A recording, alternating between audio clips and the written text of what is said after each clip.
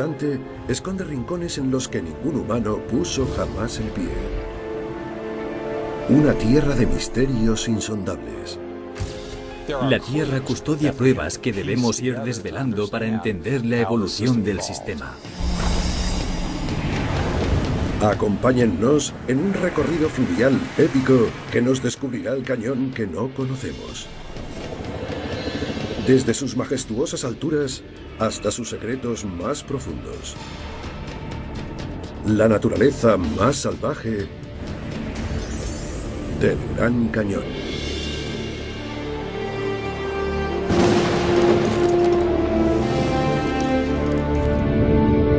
El Gran Cañón.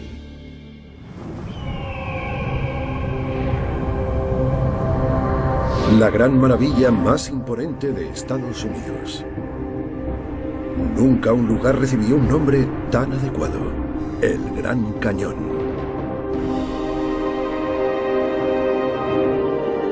Uno de los escasos accidentes terrestres que pueden divisarse desde el espacio.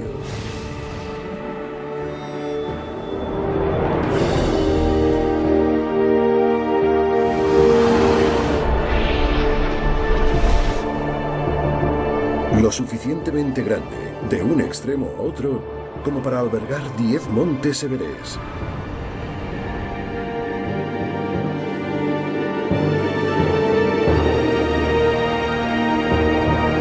Paredes rocosas que caen en acantilados de más de 1500 metros.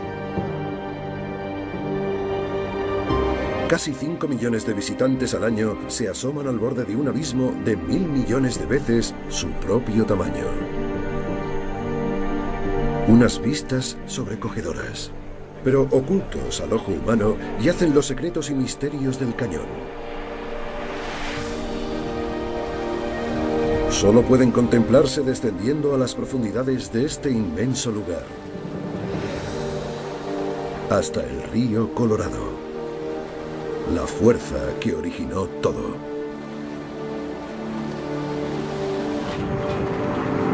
Lee's Ferry, el extremo más oriental del cañón. Una insólita expedición científica ultima los preparativos para su viaje de 2 semanas de descenso por el curso del Colorado. Martha Hahn es la científica jefe. Junto con su equipo, recorrerá todo el trayecto del río.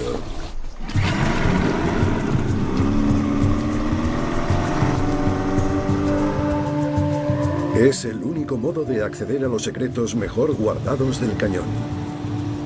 En el Gran Cañón hay lugares tan recónditos e inaccesibles como islas en el cielo. Martha se encontrará más adelante con el resto del equipo que envió de avanzadilla. El grupo ya está trabajando en lugares estratégicos del río Colorado. Cada uno tiene su misión. Cada uno tiene un enigma científico que resolver. Entre ellos, el más inescrutable de todos, encomendado al geólogo Carl Bowman. Observar el historial geológico en un lugar como el Gran Cañón es como contemplar las estrellas. Son formidables los lentos procesos que van operando en el relieve a lo largo de períodos increíblemente extensos en el tiempo. Los procesos que dieron forma al cañón siguen maravillando a los científicos. Un río que debía transcurrir en otra dirección. Capas de rocas de edades muy dispares, asentadas unas encima de otras. ¿Podremos resolver alguna vez estos misterios? Cal lleva casi 25 años estudiándolos. Y gracias a ello, ha aprendido mucho sobre la propia formación de la Tierra. A 53 kilómetros de donde empezaron, la expedición se detiene en un punto clave en la línea cronológica geológica del cañón. Este inmenso anfiteatro natural, la Red Wall Cavern, se erige como testimonio del poder del agua. Corrientes inmensas que arrastran la arena suspendida son las causantes de todo esto. Toda esta arena está en suspensión. Araña las paredes, puliéndolas, y arranca la caliza alrededor de la curva del remolino, horadando una Red Wall Cavern cada vez más profunda. Los restos de fósiles de las paredes revelan que el cañón fue, una vez, el fondo del océano. Un extenso campo de plantas acuáticas. Estarían por todas partes, auténticos jardines de plantas en los fondos marinos someros que filtraban el agua del mar para alimentarse. Los fósiles ayudan a establecer con precisión la edad de esta caliza en 340 millones de años. El proceso de fechado es de suma importancia para los geólogos, porque no muy lejos, río abajo, la línea del tiempo se pierde. La expedición se concentra ahora en un lapso temporal de 1000 millones de años que ningún experto ha podido explicar aún.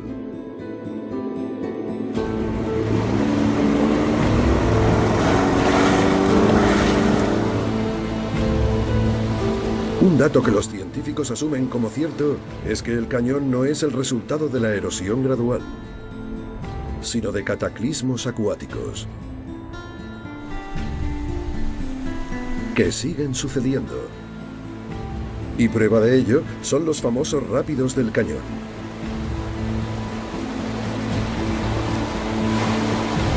Unas de las aguas rápidas más traicioneras del mundo.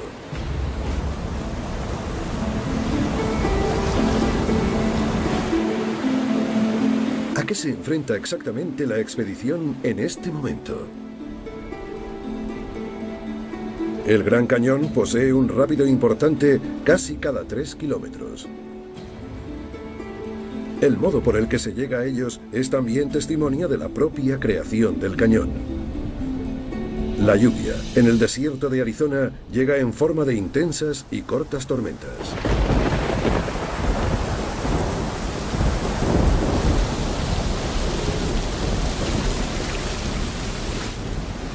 Que inundan áreas inmensas. Millones de toneladas de agua canalizadas y concentradas en estrechos cañones.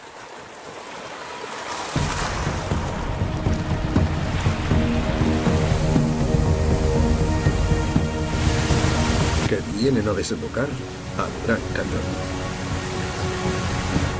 Toda esa agua acaba vertiéndose en el cauce principal del Colorado, a modo de inmensas inundaciones repentinas. Con fuerza suficiente para arrastrar peñascos gigantes capaces de crear rápidos.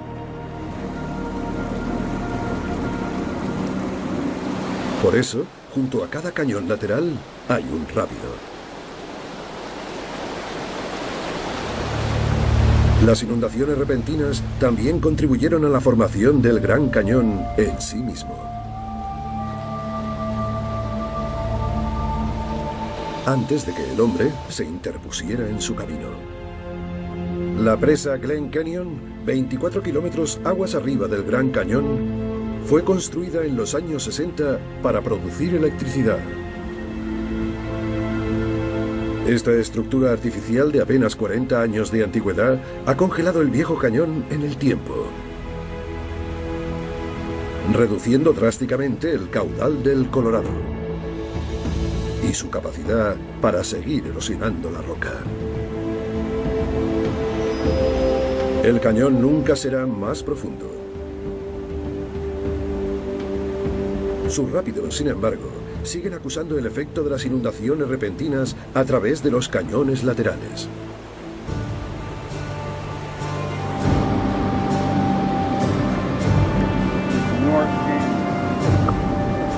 Eso es el origen de este rápido, ¿no? Sí.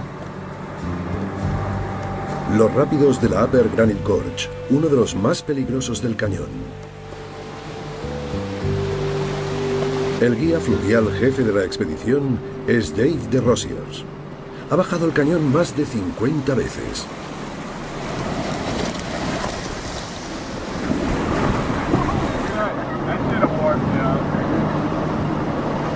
Pero este tramo siempre es complicado.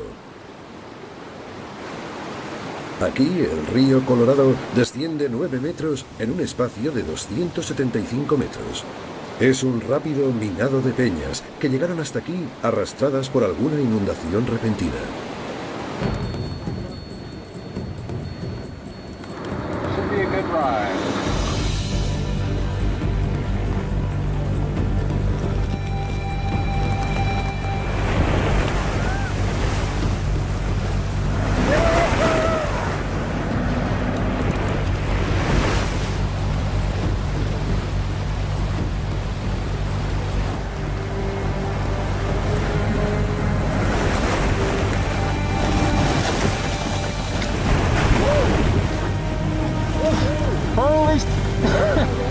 Es un recorrido trepidante y puede llegar a ser peligroso.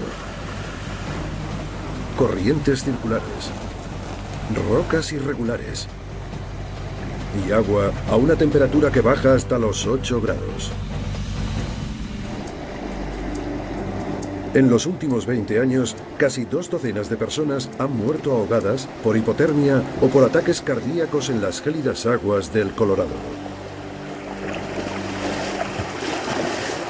El motivo por el que el agua llega a esa temperatura es, una vez más, la estructura artificial construida por el hombre en la cabecera del río.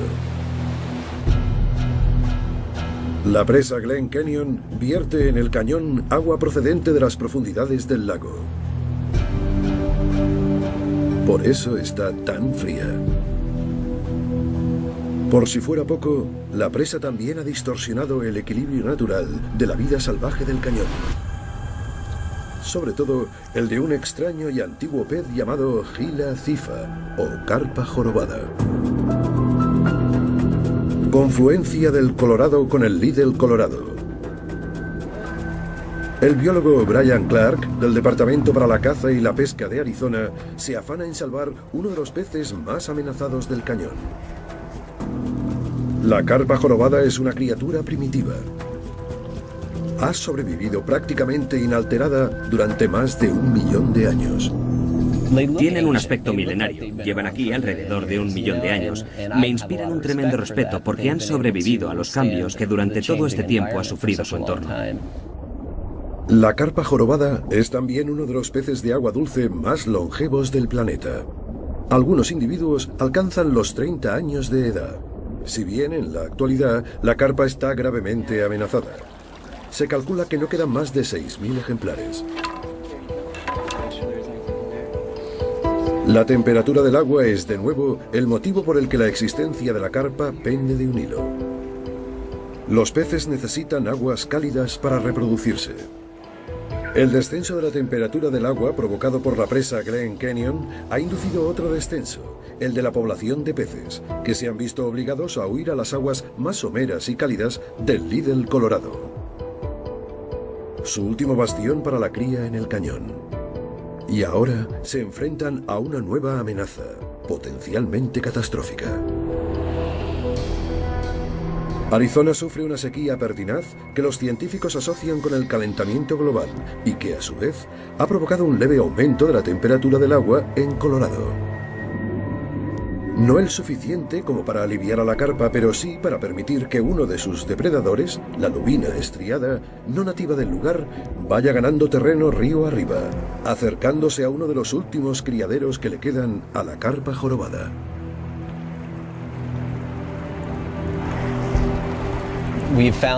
Hemos registrado su avance, tramo a tramo, corriente arriba.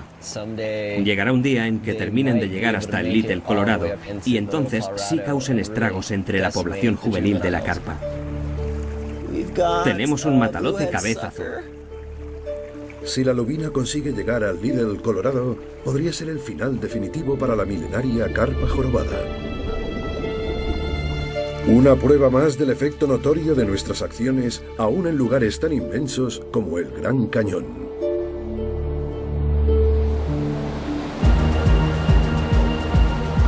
De vuelta en la garganta Upper Granite, el segundo bote de la expedición está a punto de atravesar los rápidos, con la científica jefa Martha Hahn a bordo.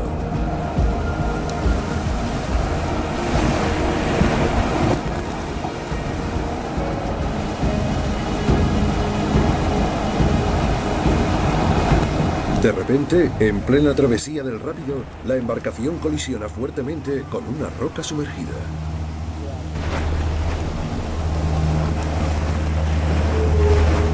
El motor se estropea,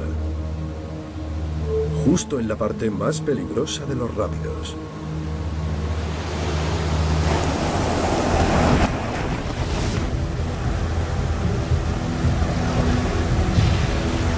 El bote de la expedición se ha vuelto ingobernable después del choque contra la roca. La tripulación se afana en volver a arrancar el motor.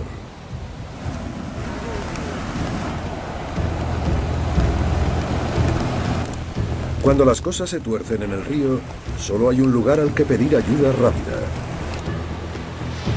el cielo.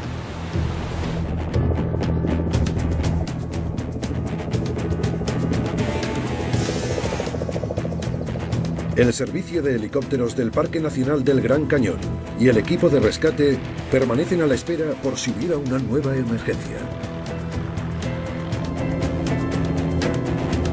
El ruido que haría cualquier helicóptero podría afectar a las criaturas del cañón.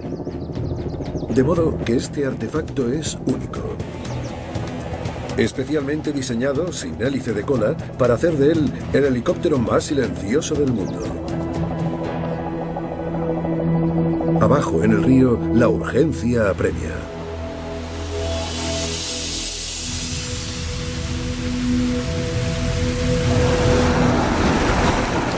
El guía fluvial Jerry Riley trata de volver a arrancar el motor. En vano. Entonces, de repente, recobra la vida.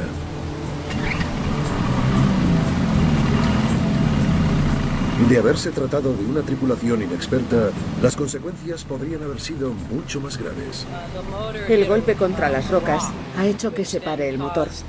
La pena es que hemos perdido el control y nos hemos desviado hacia uno de los agujeros más grandes de los lados. Pero menos mal que nos ha escupido.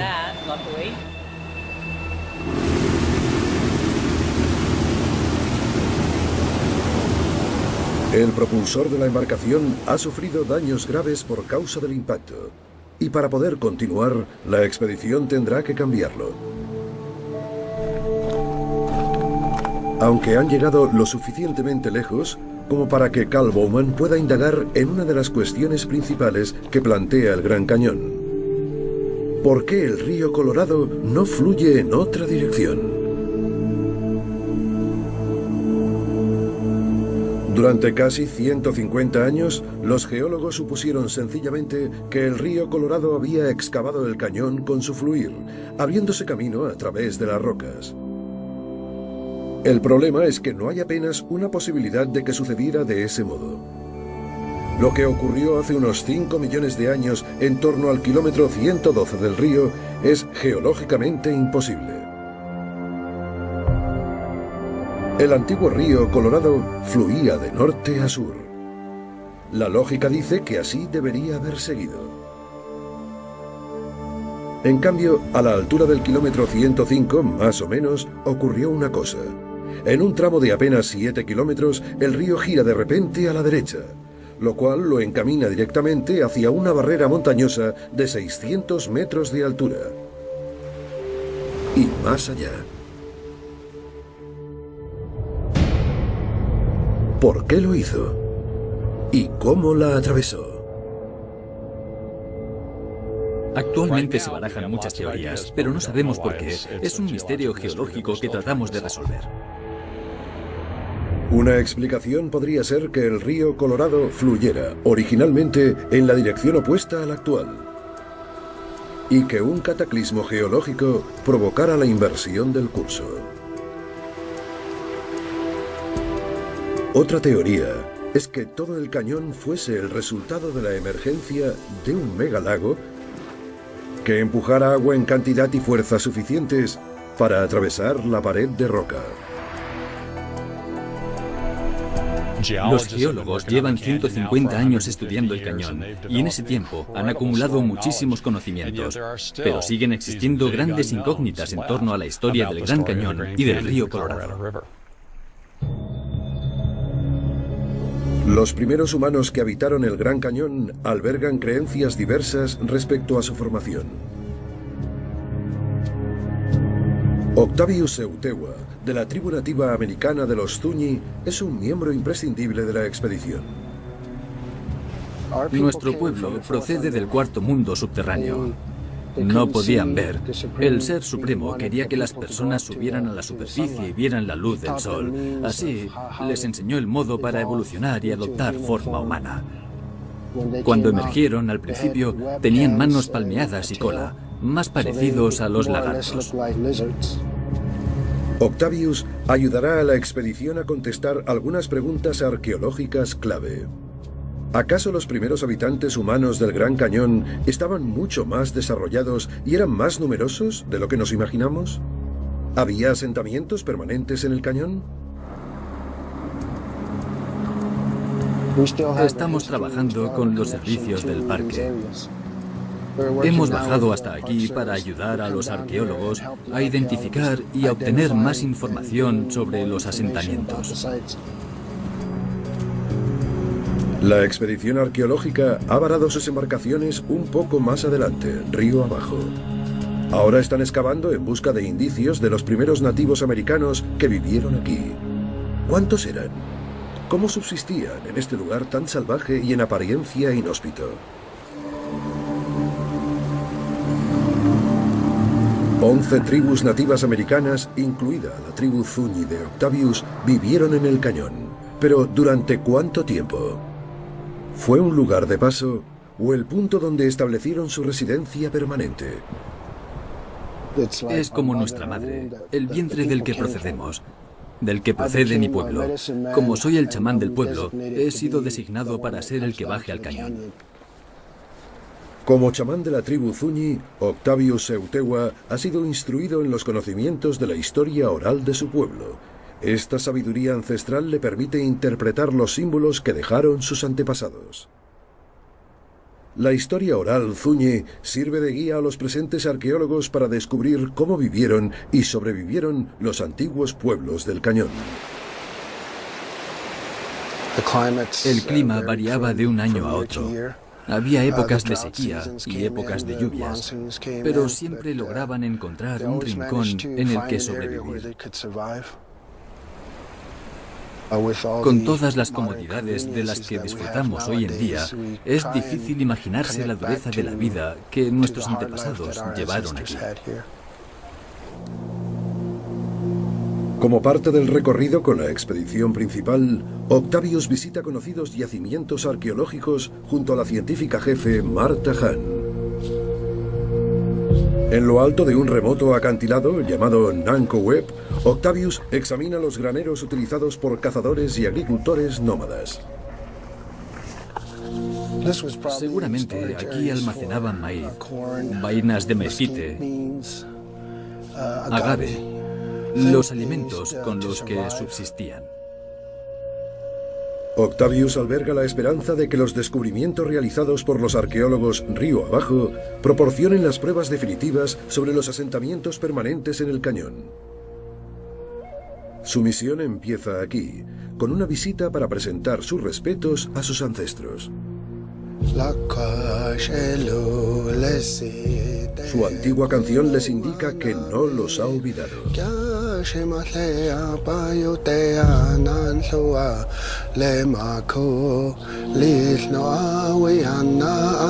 El pueblo de Octavius dejó el cañón hace cientos de años. Ahora, él ha vuelto para preservar su memoria.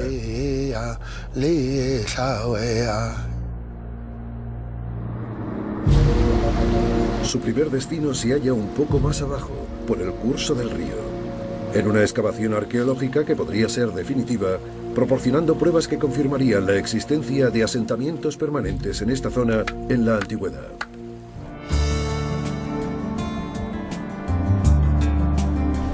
El equipo de la expedición excava en Palisades Creek, en la orilla oriental del Colorado. Durante 40 años ha sido uno de los principales yacimientos arqueológicos del Gran Cañón. La arqueóloga del parque, Lisa Lee, y su equipo buscan indicios que confirmen la presencia de una comunidad humana que viviera aquí todo el año. Tenemos 6 yacimientos arqueológicos a lo largo de esta línea de mezquites, por allí y por allí.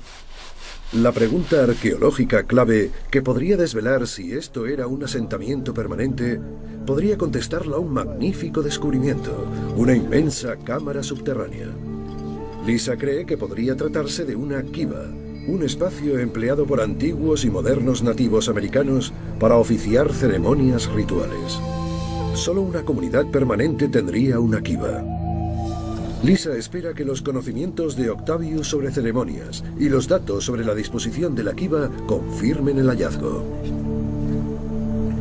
No hay palabras para describir lo afortunados que somos por poder trabajar codo con las tribus que, por otro lado, se muestran muy dispuestas a ayudarnos. Les decimos lo que vamos encontrando y ellos nos explican qué usos o funciones tenía cada hallazgo. Formamos un equipo estupendo. Existen otras pistas que también sugieren que hubo asentamientos en el cañón, pistas escondidas en la naturaleza viva.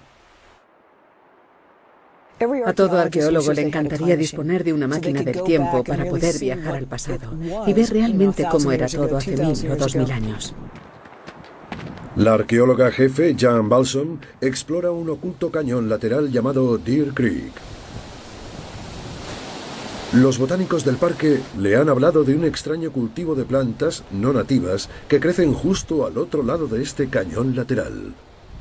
Balsom pasa junto a huellas de manos pintadas hace alrededor de 1000 años, perfectamente conservadas gracias al clima del desierto. Es la prueba de que los humanos pasaron por aquí, pero no de que el asentamiento fuera permanente. Justo al otro lado del cañón, Jan encuentra la evidencia que andaba buscando.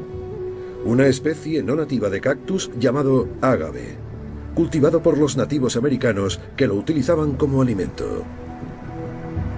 Sabemos que alguien tuvo que traerlo aquí. No pudo llegar transportado por el viento ni por los pájaros ni nada de eso. Es una de esas plantas que demuestran que por aquí hubo actividad humana hace ya unos 1000 años. Con toda seguridad, las ruinas de las paredes en terraza de las laderas se utilizarían para separar cultivos. Y lo que han encontrado en Palisades podría ser un trofeo arqueológico. Por eso sabemos que esto puede ser algo diferente. La ciencia moderna forma equipo con la sabiduría antigua. Una eficaz herramienta para demostrar la historia humana del cañón. Y luego, la palabra definitiva de Octavius. ¿Cómo llamarías a esto? ¿Un altar o...? Sería la zona donde guardarían todos los utensilios que emplearan, con estanterías alineadas alrededor. Sin duda, es una kiva. No hay duda. El equipo arqueológico ha descubierto una kiva. Es un hallazgo importantísimo. Quizás aquí viviera la primera comunidad permanente que llamara hogar al cañón. Encaja perfectamente con lo que presentía arriba, en Nankowit. Por eso canté la canción, para rogar que aquí hubiera una kiva. Con cada nuevo descubrimiento se añade una pincelada más al lienzo que los científicos tratan de pintar en el Gran Cañón. Y no va a ser lo único que descubran. Los científicos prosiguen su camino río abajo.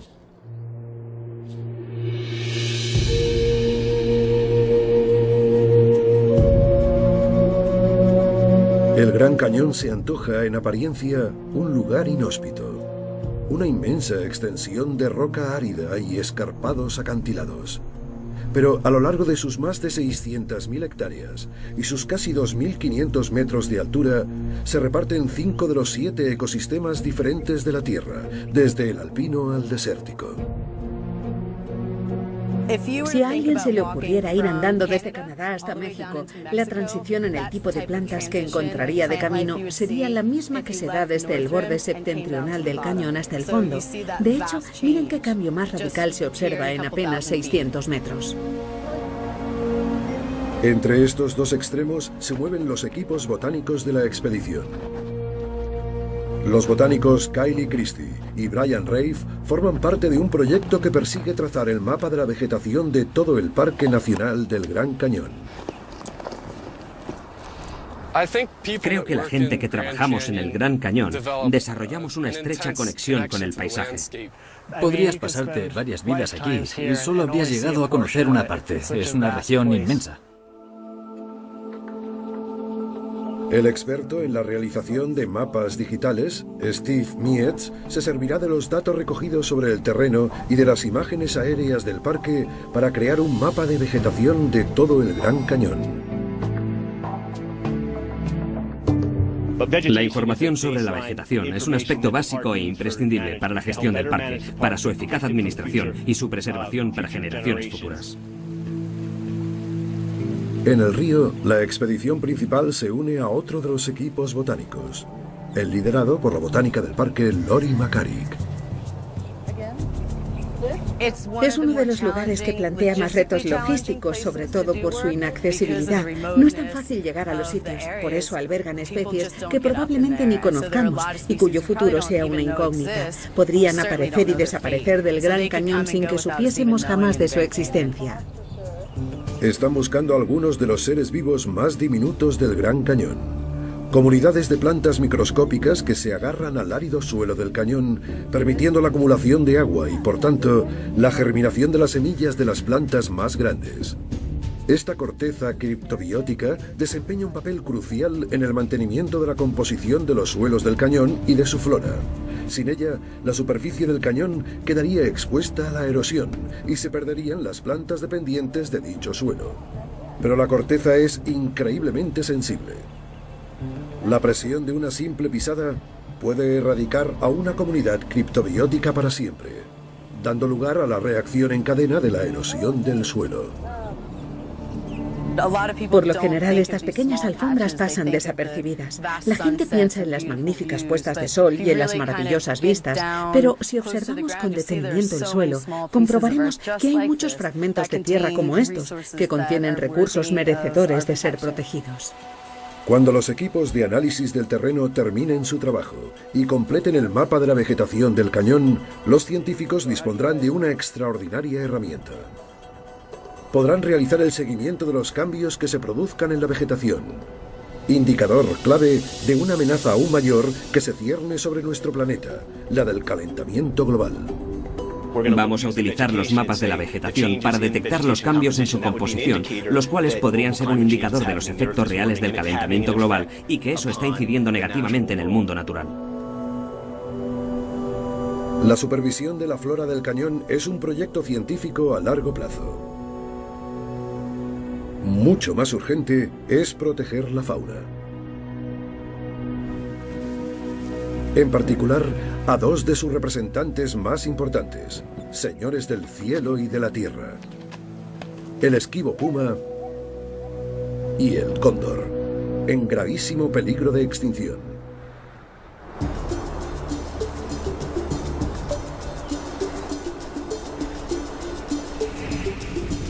Hoy, el equipo de biólogos de la fauna salvaje del parque sigue a un puma en su recorrido por una zona próxima al cañón. El biólogo jefe, R.V. Ward, la agente forestal Lori Rom y la bióloga Rose Palarino temen que el puma, llamado en código P14, se salga del parque y se acerque a la carretera principal. Está muy cerca, en esa dirección hacia el este. El terreno cae en pendiente y hay un canal de drenaje justo ahí. Seguramente esté justo debajo de nosotros en el canal de drenaje. Solo el año pasado, 2 de los pumas del parque murieron atropellados por coches. Por ahí abajo, a lo mejor. Esperan que P14 dé la vuelta y vuelva hacia el parque. Seguramente esté en el canal, debajo, no muy lejos. A menos de 800 metros. Yo creo que incluso más cerca. RV y su equipo están a unos 200 metros de P14. Los pumas son criaturas muy tímidas que evitan el contacto con los humanos siempre que les es posible. Ya está. La señal de la radio indica que el puma ha terminado cambiando de dirección y dándose la vuelta. Y con la señal les tiene que valer. Por ahora, cualquier contacto con esta misteriosa criatura es impensable. ¿Por qué? Por una horrible tragedia ocurrida hace no mucho tiempo.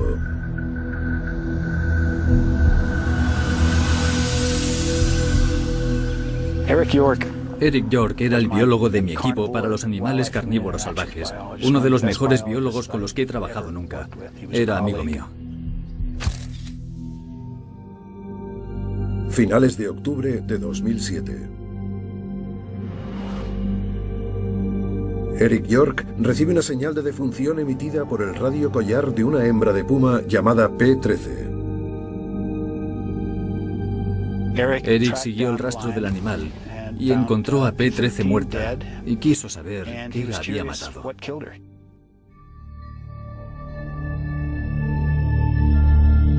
Eric cargó al puma en su vehículo y lo llevó al centro de operaciones del parque.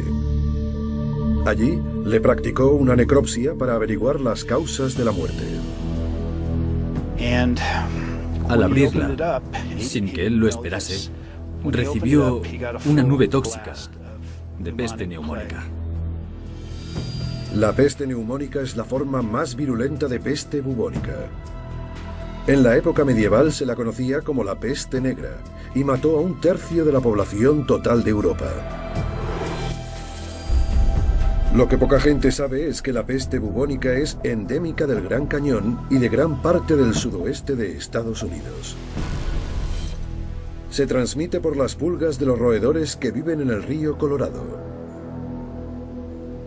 Una cadena de increíbles coincidencias permitió que la bacteria se transmitiera de una pulga o de un roedor al puma P13 y de él a Eric York. Murió el 2 de noviembre de 2007.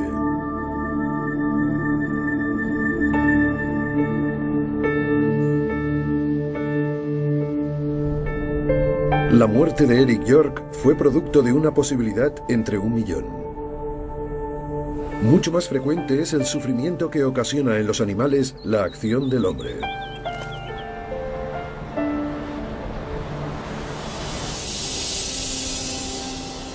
Incluso aquellos que pasan la mayoría del tiempo planeando gracias a las corrientes aéreas, sobrevolando el cañón. El cóndor de California es una de las aves más amenazadas del mundo. Vive única y exclusivamente en la región suroccidental de América del Norte. Y arriba, en el borde del cañón, un científico cree haber contestado por fin a una de las preguntas que más quebraderos de cabeza causaba a los expertos. ¿Qué ha provocado la práctica extinción del cóndor? Es una de las aves más grandes y longevas que existen. Pero apenas quedan 300 ejemplares en toda la Tierra y de ellos, solo 150 en libertad. El cañón es uno de sus últimos bastiones, pero ¿por cuánto tiempo?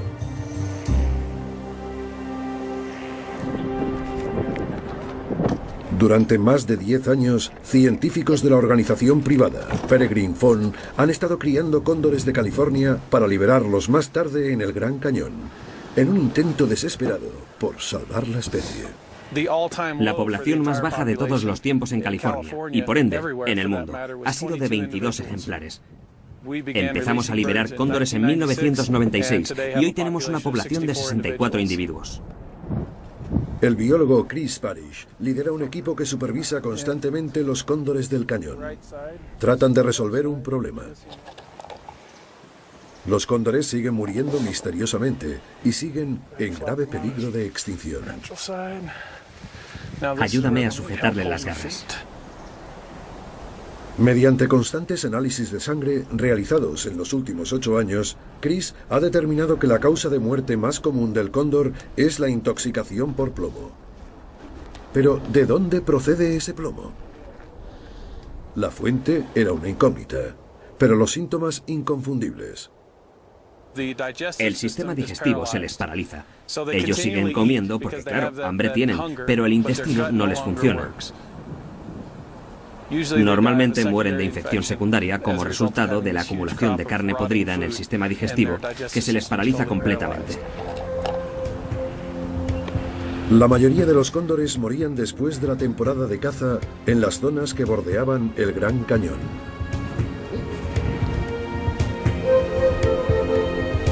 De modo que sospechó que los cóndores del cañón estaban carroñeando la carne de animales abatidos con balas de plomo. ¿Podrían los fragmentos de plomo ser los culpables? Chris lleva a cabo una serie de experimentos en un campo de tiro. Dispara balas normales de plomo contra un cubo lleno de botellas de agua.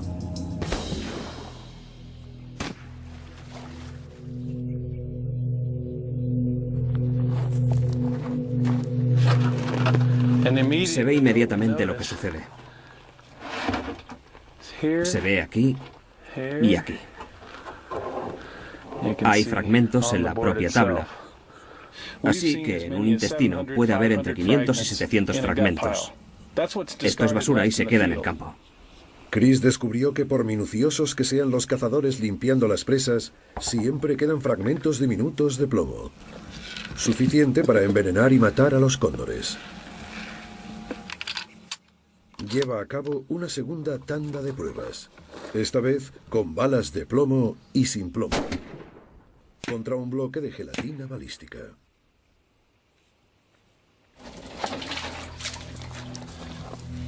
Aquí vemos dos trayectorias. La de la derecha es la de la bala de plomo. Observen los fragmentos. Y la de la izquierda, la de la bala sin plomo, que atraviesa limpiamente el bloque. La bala de plomo deja un rastro de cientos de fragmentos desperdigados por el gel balístico, mientras que la libre de plomo permanece intacta, es decir, fácil de retirar de cualquier trofeo e inocua para los cóndores. Ahora le toca a Chris convencer a los cazadores para que utilicen munición libre de plomo.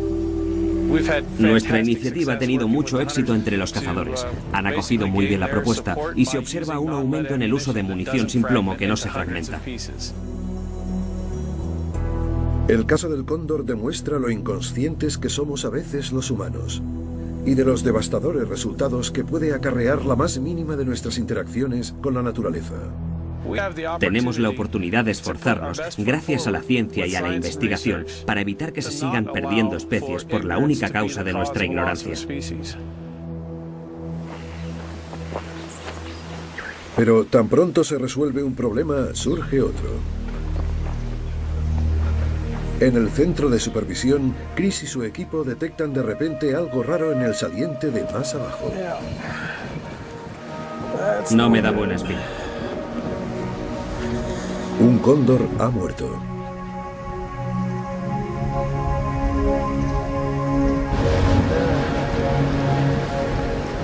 ¿Qué crees que ha pasado? No lo sé, la última vez fue el plomo. Es una pérdida irreparable. Tienen que averiguar la causa.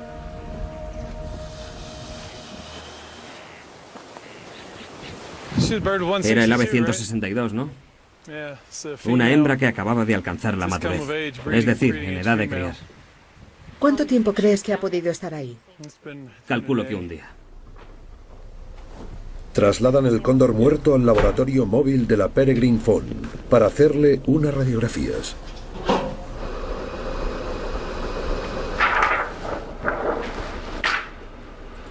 Oh, no. ¿Qué es eso de arriba? Pues una moneda, creo. No. Al cóndor se le ha atravesado una moneda en la garganta. Incapaz de alimentarse, habrá sufrido una muerte muy lenta. Y todo por culpa de la ignorancia humana. Un cóndor muerto por tragarse una moneda es un caso extremadamente raro, como el propio cóndor hoy en día. Cada muerte es una tragedia para la especie. El mirador en el borde meridional del Gran Cañón. Los visitantes arrojan monedas al vacío y piden deseos.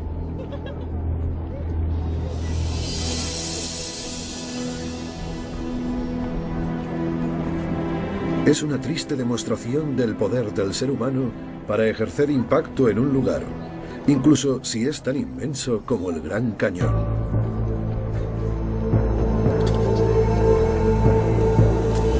Ya sea con una enorme estructura como la presa o con un pequeño objeto como una moneda.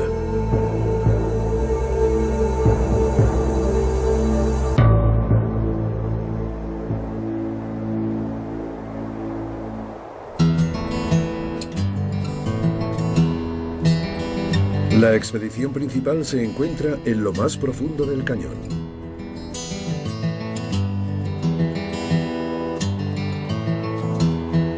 Hasta ahora, el Colorado ha ido horadando suavemente su travesía con el tiempo, ahondando su caudal a través de capas y capas cada vez más antiguas de roca. Pero, de repente, nos encontramos con un lapso en el registro temporal de 1000 millones de años. Este es uno de los grandes misterios geológicos planteados por el Gran Cañón. Esta roca tiene unos 1700 millones de años. Sí, 1700 más o menos. Y de repente aparece esta con solo 525 millones de años. Esta línea de aquí marca el intervalo de 1000 millones de años de historia terrestre que se ha borrado de esta parte del cañón. El vacío temporal que separa estas dos rocas es lo que llamamos la Gran Discordancia. La Gran Discordancia es un misterio geológico de dimensión planetaria. Pero en ningún sitio la evidencia es tan palmaria como en el Gran Cañón. Por todo el globo se da este vacío temporal de 1000 millones de años en el historial geológico. Un vacío que representa el 25% de la historia íntegra de la Tierra. En esos 1000 millones de años se formaron los continentes. Surgieron y desaparecieron cadenas montañosas. Se llenaron y vaciaron océanos. Se produjeron erupciones volcánicas masivas. Pero no queda ni rastro de todo aquello. Sin embargo, durante esos 1000 millones de años se creó la Tierra tal y como hoy la conocemos. Los científicos solo pueden suponer cómo durante esos 1000 millones de años evolucionó la vida a partir de bacterias primitivas hasta crear organismos complejos.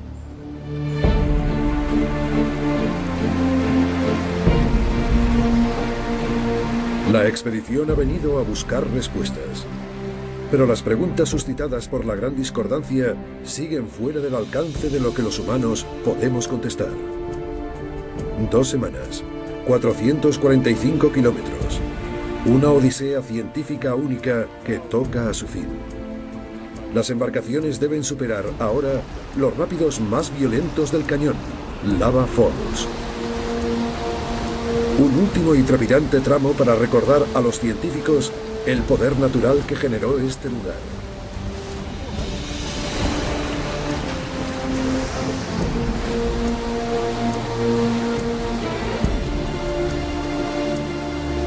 Después del Lava Falls, habrán superado todos los rápidos.